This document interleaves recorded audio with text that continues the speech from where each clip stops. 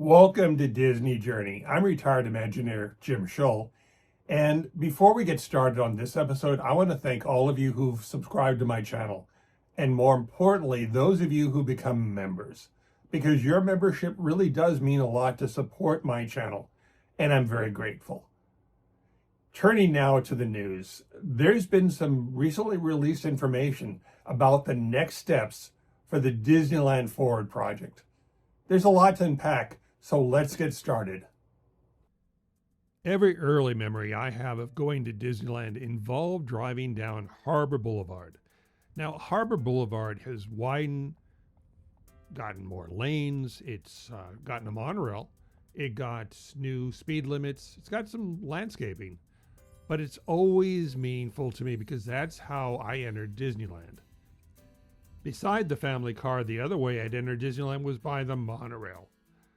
And the monorail has been there since the late 1950s, and it promises to stay, although in a very different form. Because now it cruises from the first park into DCA, which itself has experienced a lot of change. And with Disneyland Forward going forward, these first steps promise to bring even more change, greater change. And the change starts with Avengers Campus. The first thing that is going to happen is this little bit of landscaping is about to go away because it will be the entrance into the expansion of the Avengers Campus for 2 new rides and a shop and a toilet. Good times lie ahead. Looking at the media release breaks everything down into 2 silos. There's the what and the why. Now, the what is easy. Why, not so much, because why involves motivation. Why did Disney do this and in this way? And we'll get to that in a moment. But first, let's talk about the first what, and that is the expansion of the Avengers Campus. This is a piece of parking lot that services the buildings that are back there, because there are people back there. And there are some new buildings that were built in the last few years. Now, they'll stay, but the parking lot goes. And it started in January of this year. This parking lot will be the home of 2 new rides. The first one is the Infinity Defense. And again, we do not know because Disney did not tell us. But everything about that e-ticket ride points to the ride system that was used in Fantasy Springs for the Peter Pan ride. Now, it's a good ride. It's high capacity, it's very family friendly, and it ticks all the boxes. The other ride is the one that really interests me, though, and that is the Stark Flight School, because that is not, it's not easy. It's a moonshot, and it reveals Walt Disney Imagineering at their risk-taking best.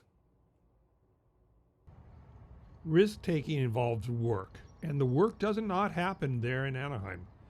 It happens a little bit further up north in Glendale, California, at the facility campus of Walt Disney Imagineering. And in buildings such as this one, there's work afoot to create the Stark Flight School, or Flight Lab, or whatever it's finally going to be called. Here, the idea is to take a kook arm that connects and disconnects from a chair that will swing the guest around. Now, this is going to be a critical moonshot because you're going to have positive release on that kook arm, and that carries the risk. There wouldn't have been a need to build an Avengers Campus expansion or anything else if DCA, Disney's California Adventure, had succeeded according to the original plan. It's interesting. I did not work on the original DCA, although I did work on 2.0. And to watch how that park evolved, where in my opinion, 2.0 was the park that should have been opened originally. In this case, with the 3rd iteration of California Adventure, we're finally going to get a completely built out new park with a lot of ride capacity and intellectual property, environments, stories, characters, all the things that motivate us to make a trip down to Anaheim. To give the Walt Disney Company and the Imagineers credit, DCA started out to be not a Disneyland. It was not going to have lands. It was going to have districts. It was not going to have, it was not going to have a lot of the things you go to Disneyland for. No, it was going to be contemporary, and the word edgy came into play. Plus, well, you could win a t-shirt there at Who Wants to Be a Millionaire, which opened very soon after the park did because they needed to change guest perception.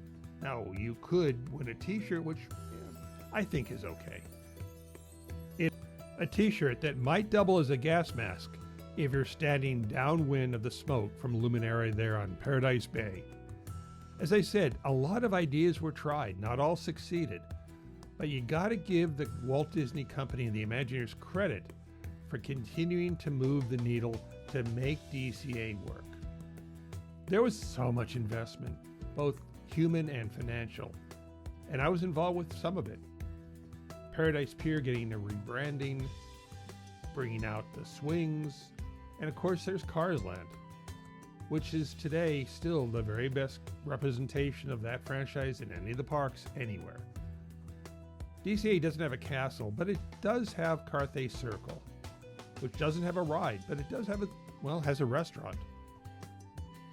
Regardless of what you may think of it, a lot of effort was put into it, and the Disney company keeps trying, and they're trying again. With the first steps that Disneyland Forward DCA 2.0, 3.0, I don't know, I've lost track, is taking, they're kind of pulling the first piece out of a Jenga tower. And they have experience doing this because when you build something really big, you have to take something out. In the case of all the warehouses and the pony farm, they had to move them off-site to new facilities in order to build Galaxy's Edge. Not to mention rerouting the train, shortening the river, and we got new scenes, we got new stuff out of that. But it had to be done in order to build something else, which in this case was Galaxy's Edge. And that is a precedent for the project and construction work that is happening now. Construction on the Coco ride will soon begin, and it appears that the 3 warehouses there behind the roller coaster on Paradise Pier are not long for this world, which is not surprising because over the last several years, Disney's been moving aggressively to off-site their warehouse activities, because at the end of the day, rides are more important to the park than warehouses. And there's precedent for that, because if you go all the way back to Indiana Jones, they built a massive show building connected by a very thin umbilical cord that has a front door in Adventureland. People walking to Indy really do not realize that they're walking into the former parking lot to get to this e-ticket ride.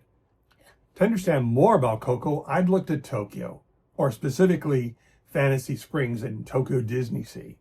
And there I would focus our attention on the Tangled ride, because just like Coco, it's a boat ride.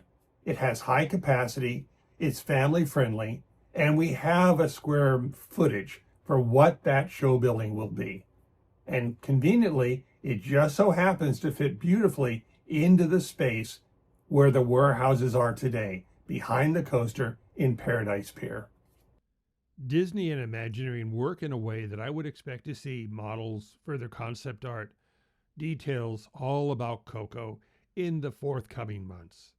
Until then, we can just look at the tea leaves and make our best guesses based upon history that very soon we'll have Coco to enjoy. DCA's expansion will involve a second water ride. And of course, I'm talking about Avatar, the ride that's based on the second film, which I confess I have yet to see, but I'll get around to it. It's on Disney+. Anyway, Avatar. Avatar seems to be based upon the original ride system that premiered in Shanghai Disneyland for their Pirates of the Caribbean ride. But it can't come to anywhere until something else goes. And that's the case with DCA. So here, the old Hollywood Pictures backlot is going to lose, it's going to lose their Monsters ride, but you got to have it gone for something else to occur. As I said, this ride seems to be based upon Pirates.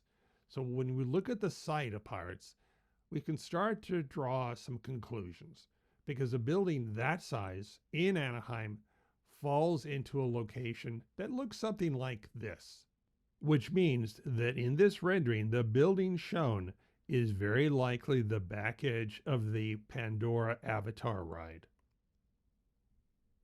So, what do we do with all this? What does it all mean? We know there are a lot of moving parts. We know Monsters will close. We know Avengers Campus, Coco, and Pandora will come to this park, and it will add to the park. It'll change, but it's going to take years, not months. Yet we're not done, because there's one more thing we need to talk about, which is you can't build anything on DCA's land until you start to build a parking structure. And that's about to occur. We have drawings from Disney showing the new modified esplanade that'll cross Harbor Boulevard. Work has already begun. As I said, it's a Jenga kit. But eventually, the transportation hub will move to the other side of Harbor.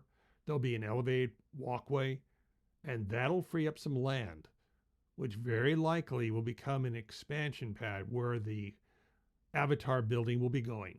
As I said, a kit of parts. While it's important to look at what's being done, it's also worth noting what's not. Because when we look at the original DisneyForward plan that was presented to the City of Anaheim for their approval, the artwork all showed, well, they showed an expansion of the Disneyland theme parks across the street, over near the hotels. But we're not getting that. Everything that's being built is within the park berm. An organizational design tenet for DCA will also stay in place, because this is a park with districts, not lands. Disneyland as we know it does have lands. Everything is neatly divided up, and there's a berm and separation visually between the lands, as much as is possible. There's also no word about the dining and recreation district that they'd planned, much less moving any of the theme park ride shows and attractions across the street. Also add to the not going to happen list is the proposed Disneyland Hotel Tower, because that piece of property has now been taken by the Downtown Disney expansion. The list of DCA projects is impressive and ambitious, but whenever you go and pull the first tile out of a Jenga tower, you gotta be careful. That brings this episode of Disney Journey to a close. There'll be another new episode next week.